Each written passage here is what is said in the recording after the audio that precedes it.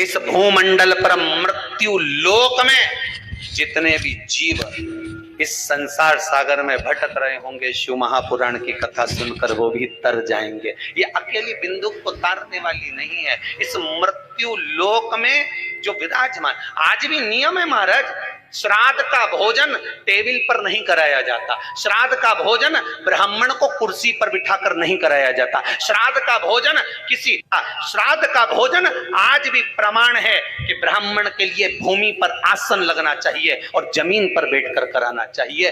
तब क्यों?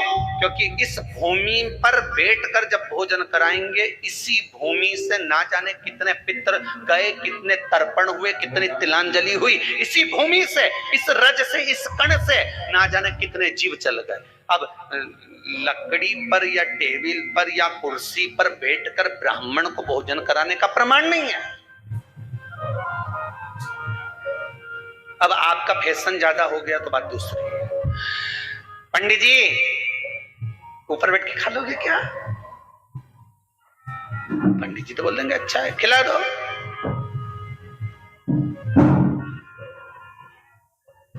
ऊपर बैठ के क्यों? वो झुकने में थोड़ी सी कमर लचक जाए, क्योंकि खीर परसेगी तो झुकना पड़ेगा। अब ब्राह्मण अगर भोजन करने आसन पर बैठेगा, तुम अगर थोड़ा झुककर परसोगे, ब्राह्मण के सम्मुख में आप थोड़ा सा भोजन कराते समय झुकोगी, जरा विचार करिए। यशोदा मैया के घर में संतान नहीं थी।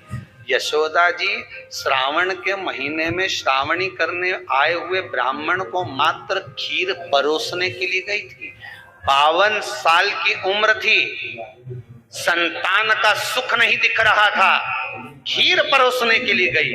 उतनी देर में ब्राह्मणों ने देखा इनके घर में संतान नहीं है, पुत्र भव कह दिया। और यशोदा जी के पति श्री नंदराय जी कह रहे हैं कि बाबा मैं 60 का, ये 55 की, बाल हो गए धोले और तुम कह रहे हो पुत्र होगा, कहां से होगा?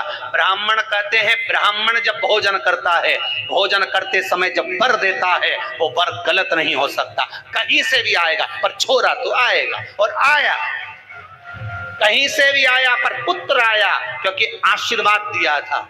श्राद्ध पक्ष का भोजन टेबल पर नहीं, कुर्सी पर नहीं, श्राद्ध पक्ष का भोजन ब्राह्मण को आसन लगाकर जमीन पर कराना चाहिए। श्री शिवाय नमस्तुभ्यं, श्री शिवाय नमस्तुभ्यं, श्री शिवाय नमस्तुभ्यं, श्री शिवाय नमस्तुभ्यं।